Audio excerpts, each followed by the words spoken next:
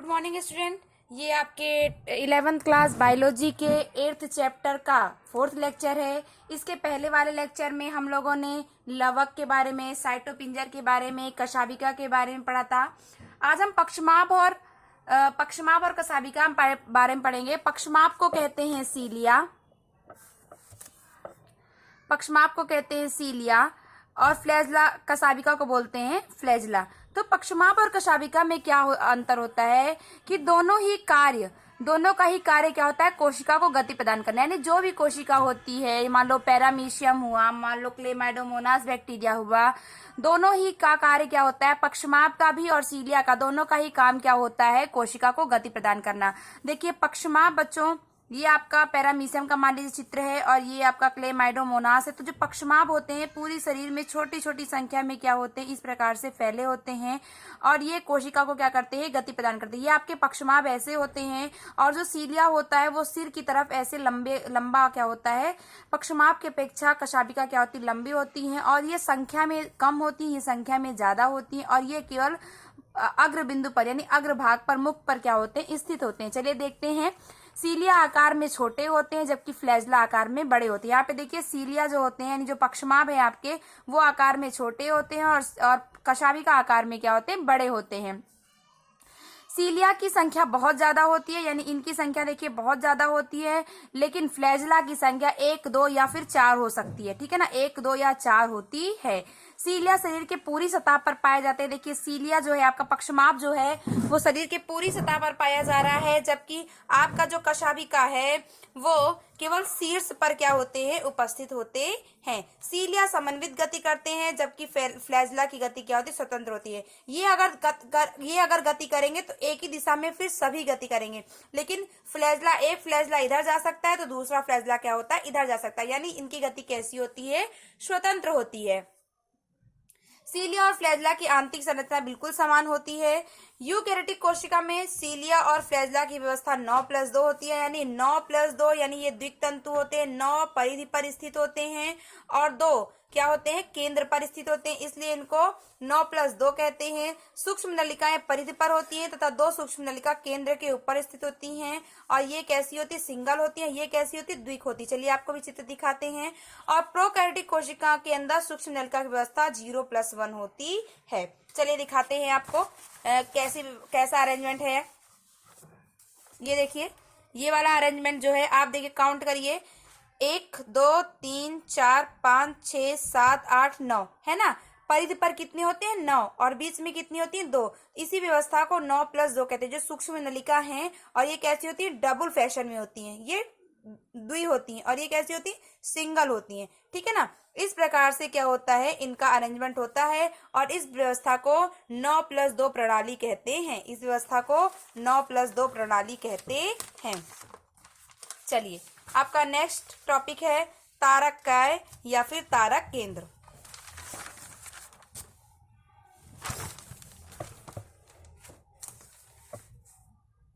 तारक काय या तारक केंद्र क्या होता है बच्चों, जंतु कोशिका में केंद्र के पास उपस्थित होता है।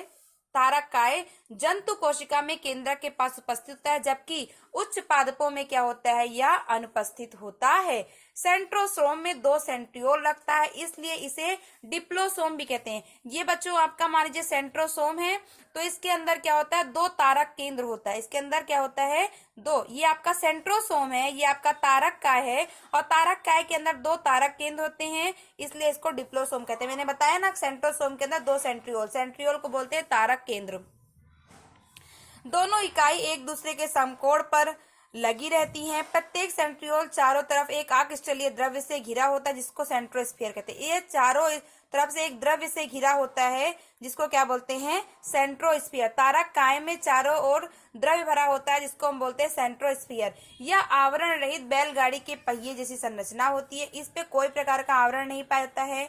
प्रत्येक सेंट्रियोल समान दूरी पर ट्यूबलिन के 9 परिधीय त्रिक तंतु, ठीक है ना, 9 परिधीय त्रिक तंतु द्वारा क्या होते हैं, जुड़े होते हैं। यहाँ पे देखिए बच्चों, ये आपके परिधि पर है, 9 हो गया, 1, 2, 3, 4, 5, 6, 7, 8, 9 परिधि है, यानी परिधि पर होते हैं और त्रिक तंतु होते हैं। देखिए ये जो है 3 तंतु से मिलकर बना है, 1, 2, 3, 1, 2, 3, एक उपतंतु दूसरा उपतंतु, तीसरा त्रिक उपतंतु से क्या होते हैं, बने होते हैं, जो ट्रिपलेट ए बी सी को एक दूसरे से क्या करते हैं, जोड़ते हैं। ये एक दूसरे से क्या करते हैं, जोड़ते हैं। तारक केंद्र झिल्ली रहित संरचना होती है, इस पे किसी प्रकार की झिल्ली नहीं पाई जाती है।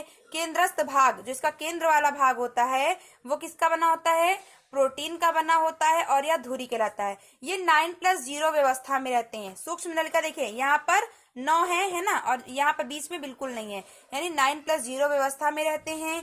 केंद्र में 0 होता है, और यह एक सूक्ष्म नलिका 3 उपतंतुओं से, देखिए 3 उपतंतु है ना, 1 2 3, 3 उपतंतुओं से क्या होता है, मिलकर बना होता है। इसका कार्य क्या होता है, तो यह कोशिका विभाजन में सेंट्रियोल कोशिका विभाजन का कार्य करते हैं। सेंट्रियोल मतलब बच्चों तारक केंद्र, ठीक। कोशिका, ये कोशिका के ध्रुवों के मध्य तर्क तंतु, जब कोशिका विभाजन होता है तो ये क्या करते हैं, तर्क तंतु का। कोशिका विभाजन आपको अगले चैप्टर में पढ़ना है, इसके 10वें चैप्टर में। तर्क तंतु व्यवस्थित करते हैं। ये आधार कणिका का भी निर्माण करते हैं, जिससे सीलिया और फ्लैजिला आधार कणिका, बेसल बॉडी आधार कणिका का निर्माण करते हैं, जिसके कारण सीलिया और फ्लैजिला क्या होते हैं, निर्माण होता है। चलिए नेक्स्ट टॉपिक बच्चों आपका केंद्रक। रॉबर्ट ब्राउन ने सन 1831 में की थी केंद्रक की खोज, और फ्लेमिन ने क्रोमोसोम इसको नाम दिया। केंद्रक बच्चों दोहरी कला में रचना है, समग्र कोशिकाओं में उपापचय का नियंत्रण करता है। कोशिका जो आपका केंद्रक होता है बच्चों, केंद्रक पूरा कंट्रोल करता है, सभी कोशिकाओं का क्या करता है, उपापचय का नियंत्रण करता है। और इसका आकार गोलाकार भी हो सकता है, लंबाकार भी हो सकता है। अधिकतर सभी कोशिका में एक केंद्रक पाया जाता है, परंतु कुछ कोशिका ऐसी है जिसमें 2 केंद्रक पाया जाता है। जैसे पैरामीशियम जो होता है आपका, उसमें क्या होता है, 2 केंद्रक पाया जाता है, एक लघु केंद्रक और एक वृहद केंद्रक, एक बड़ा केंद्रक और एक छोटा केंद्रक। कुछ कोशिका ऐसी होती हैं जिनमें बहुत सारे केंद्रक पाए जाते हैं, ठीक है, तो उन्हें क्या बोलते हैं, बहुकेंद्रकी बोलते हैं। एक कोशिका में एक केंद्रक हो तो एक केंद्र की, दुई केंद्रक हो दुई केंद्र की, बहुत सारे केंद्रक हो तो बहुकेंद्रकी कहलाता है। चलिए अब केंद्रक का रासायनिक संगठन देखते हैं, यानी केंद्रक किस किस से मिलकर बना होता है। केंद्रक में प्रोटीन, फास्फोलिपिड, डीएनए तथा आरएनए पाए जाते हैं। केंद्रक में क्या क्या पाया जाता है, फास्फोलिपिड, डीएनए तथा आरएनए पाए जाते हैं। केंद्रक की संरचना देखते हैं।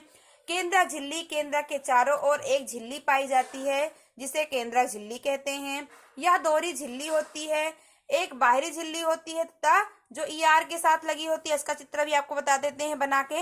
और बाहरी झिल्ली के ऊपर राइबोसोम स्थित होते तथा एक अंता झिल्ली होती है। दोनों झिल्ली के मध्य देखिए, ये आपका केंद्रक की संरचना है, ठीक, यहाँ पे आपका केंद्रक है। केंद्रक देखो दोहरी झिल्ली युक्त रचना होती है। एक मान लीजिए अंता झिल्ली हो गई, ये आपकी क्या हो गई, बाह्य झिल्ली हो गई, ठीक। जो आपकी बाहरी झिल्ली होती है वो एंडोप्लाज्मिक रेटिकुलम अंतःप्रद्रव्य जालिका से क्या होती है, लगी हुई होती है, और इसी पर राइबोसोम के कण क्या होते हैं, लगे होते हैं। एक अंता झिल्ली होती है, अंता झिल्ली होती है, ये बाह्य झिल्ली होती है। केंद्रक के अंदर एक और संरचना पाई जाती है, जिसको बोलते हैं केंद्रिका। केंद्रक के अंदर संरचना पाई जाती है, इसको बोलते हैं केंद्रिका। केंद्रक के अंदर द्रव्य भरा होता है, इसको क्या बोलते हैं, केंद्रक द्रव्य। अब देखो बच्चों, केंद्रक झिल्ली के स्थान स्थान पर छिद्र होते हैं। केंद्रक झिल्ली में स्थान स्थान पर छिद्र होते हैं, जिसको क्या बोलते हैं, केंद्रक छिद्र बोलते हैं। और इनकी साइज 10 नैनोमीटर से 100 नैनोमीटर तक हो सकती है। इसी केंद्रक छिद्रों के द्वारा पदार्थ का क्या होता है, आवागमन होता है। और केंद्रक छिद्र पर न्यूक्लियोप्लाज्मिक प्रोटीन से बने प्लग उपस्थित होते हैं, जिन्हें हम प्लग कहते हैं, ठीक। अब देखिए यहाँ पर केंद्रक झिल्ली के मध्य एक स्थान होता है, देखिए इसके बाह्य झिल्ली और अंता झिल्ली, इन दोनों के मध्य एक स्थान होता है, जिसको परिकेंद्रीय अवकाश कहते हैं। ये देखिए, ये आपकी बाह्य झिल्ली है, ये आपकी अंता झिल्ली है, इन दोनों के मध्य एक क्या होता है, अवकाश होता है। देखिए गैप है ना दोनों के मध्य, इसको क्या बोलते हैं, परिकेंद्रीय अवकाश कहते हैं। चलिए केंद्रक द्रव्य क्या होता है देखते हैं। यह कणकीय पारदर्शी द्रव्य है, इसमें protein, minerals, magnesium ion, calcium तथा क्रोमैटिन जाल पाए जाते हैं तथा इसे केंद्रिका भी कहते हैं। नेक्स्ट है केंद्रिका, तथा इसमें केंद्रिका भी पाए जाते हैं। केंद्रिका यह झिल्ली रहित रचना है, एकदम बीच में केंद्रक के बीच में केंद्रिका पाई जाती है। यह केंद्रक द्रव्य के अंदर पाई जाती है। केंद्रक बच्चों, जो केंद्रक के अंदर द्रव्य भरा होता है उसको क्या बोलते हैं, केंद्रक द्रव्य बोलते हैं।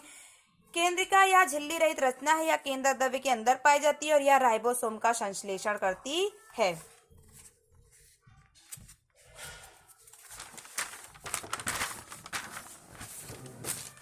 क्रोमैटिन जाल। क्रोमैटिन जाल धागीनुमा संरचना होती है जो क्षारीय अभिरंजकों को हम जब अभिरंजित कर सकते हैं तो यह क्रोमैटिन जाल कोशिका विभाजन के समय संघनित होकर, ये जो आपका जो वहां पे क्रोमैटिन जाल ऐसे बिखरे होते हैं, जब ये संघनित हो जाते हैं तो ये गुणसूत्र का निर्माण कर लेते हैं। क्रोमैटिन जाल दो चीज से बनकर बने होते हैं, डीएनए और हिस्टोन प्रोटीन।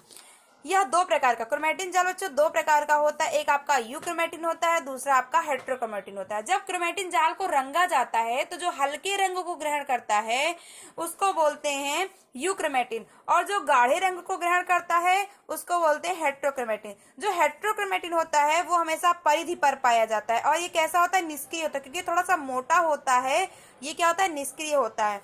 और जो आपका यूक्रोमैटिन होता है वो हल्के रंग को ग्रहण करता है, और ये थोड़ा हल्का भी होता है, पतला भी होता है, और यह क्या होता है, केंद्रक में पाया जाता है, और यह सक्रिय होता है। केंद्रक का कार्य क्या होता है, सभी कोशिका का नियंत्रण केंद्र होता है, और अनुवांशिक सूचना का संग्रहण और स्थानांतरण करता है। चलिए आपका नेक्स्ट टॉपिक बच्चों एक बच्चा है गुणसूत्र। देखिए यहाँ पर आपके गुणसूत्र, ये जहां पर ये आपका गुणसूत्र है, ठीक, गुणसूत्र यहाँ पर जो यह मध्य बिंदु पर जहां मिलता है उसको बोलते हैं गुणसूत्र बिंदु। तो गुणसूत्र बिंदु के आधार पर, स्थिति के आधार पर गुणसूत्र चार प्रकार के होते हैं। गुणसूत्र सिर्फ विभाजक कोशिकाओं में दिखाई देते हैं। प्रत्येक गुणसूत्र में प्राथमिक संकीर्ण होता है जिसे गुणसूत्र बिंदु कहते हैं। इस बिंब की संरचना मिलती है जिसे काइनेटोकोर कहते हैं। एक संरचना मिलती है जिसको हम क्या बोलते हैं, काइनेटोकोर कहते हैं। गुणसूत्र बिंदु की स्थिति के आधार पर गुणसूत्रों को चार भागों में विभाजित किया गया है। एक बच्चों होता है मध्य केंद्री, एक होता है आपका उपमध्य केंद्री, एक होता है आपका अग्रबिंदु,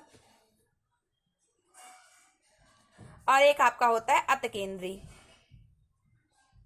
अब देखो क्या होता है बच्चों, गुणसूत्र बिंदु। गुणसूत्र बिंदु आपका लास्ट टॉपिक है। गुणसूत्र बिंदु जहां पर गुणसूत्र क्या हो उसके मिले वो आपका गुणसूत्र बिंदु हो गया। यहाँ पर गुणसूत्र, ठीक है ना। अब गुणसूत्र बिंदु के आधार पर गुणसूत्रों को चार भागों में बांटा गया है। कौन कौन सा, एक मैंने बताया मध्य बिंदु, दूसरा आपका उपमध्य केंद्री, तीसरा आपका अग्रबिंदु, और चौथा आपका अंतकेंद्री। जब गुणसूत्र बिंदु बिल्कुल क्या हो, बिल्कुल मध्य में हो तो इसको बोलते हैं मध्य बिंदु। इसको कैसा बोलते हैं, मध्य बिंदु, यानी दोनों भुजाएं क्या हो, बराबर हो, तो इसको क्या बोलते हैं, मध्य बिंदु। जब गुणसूत्र बिंदु मध्य से हटकर थोड़ा सा क्या हो, ऊपर स्थित हो, यानी एक भुजा छोटी और एक भुजा क्या हो, बड़ी हो, एक भुजा छोटी और एक भुजा बड़ी हो तो इसको बोलते हैं उपमध्य केंद्री। इसके बाद जब गुणसूत्र बिंदु मध्य के ऊपर से और थोड़ा ऊपर, यानी एक भुजा अत्यंत छोटी और एक भुजा अत्यंत बड़ी, तो इसको बोलते हैं अग्रबिंदु। और जब गुणसूत्र बिंदु बिल्कुल शीर्ष पर हो, एक भुजा बिल्कुल नाक के बराबर हो और एक भुजा बिल्कुल लंबी हो तो इसको बोलते हैं अंतकेंद्री। ठीक है ना। गुणसूत्र बिंदु के आधार पर गुणसूत्र की चार स्थिति होती है। चलिए आप देख लीजिए कौन कौन सी ये बुक में आपके दिया है। ये देखिए, गुणसूत्र बिंदु बिल्कुल मध्य में है तो इसको बोलते हैं मध्य बिंदु। गुणसूत्र बिंदु मध्य से थोड़ा सा ऊपर है, यानी एक भुजा लंबी और एक भुजा छोटी, ठीक, तो इसको बोलते हैं उपमध्य केंद्री। देखिए तीसरी स्थिति कि एक भुजा बिल्कुल छोटी और एक भुजा बिल्कुल बड़ी, तो इसको बोलते हैं अग्रबिंदु। और एक भुजा बिल्कुल शीर्ष पर क्या हो, गुणसूत्र बिंदु हो, बिल्कुल छोटी भुजा हो और बड़ी भुजा हो तो उसको बोलते हैं अंतकेंद्री। चलिए बच्चों, ये आपका चैप्टर कंप्लीट हो गया। और इसके बाद हम नेक्स्ट वीडियो में हम जैव अणु के बारे में पढ़ेंगे। Thank you. ये जितना वीडियो आपको पढ़ाया जा रहा है ये सब आपका वर्कबुक में, कॉपी में कंप्लीट होना चाहिए। ये आपका कभी भी चेक हो सकता है। और जैव अणु के बारे में हम नेक्स्ट वीडियो में पढ़ेंगे। Thank you.